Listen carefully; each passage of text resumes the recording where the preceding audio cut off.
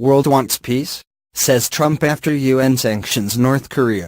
The United Nations Security Council just voted 15-0 in favor of additional sanctions on North Korea. The world wants peace, not death. Trump tweeted.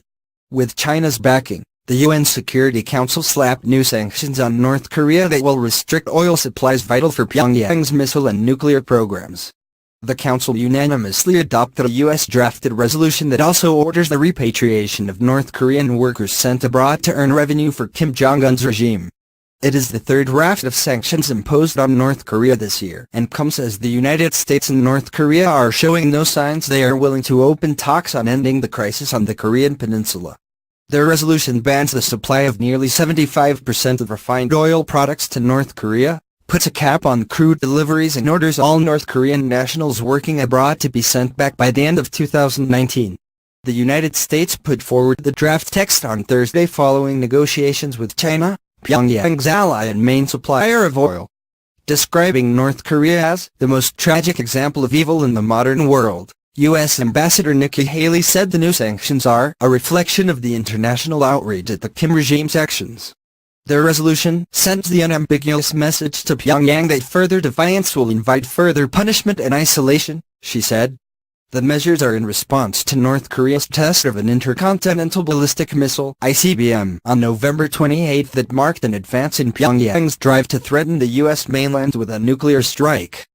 President Donald Trump has threatened to totally destroy North Korea if it attacks the United States, while North Korea insists the world must now accept that it is a nuclear power.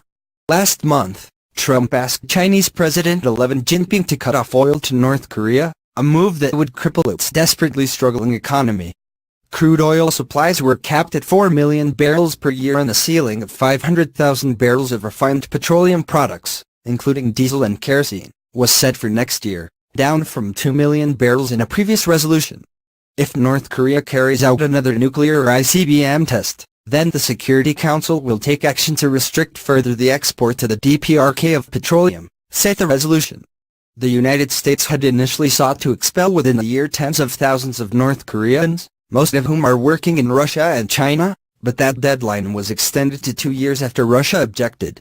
To prevent North Korea from circumventing sanctions, all countries were authorized to seize, inspect and impound ships suspected of carrying illegal cargo to and from North Korea.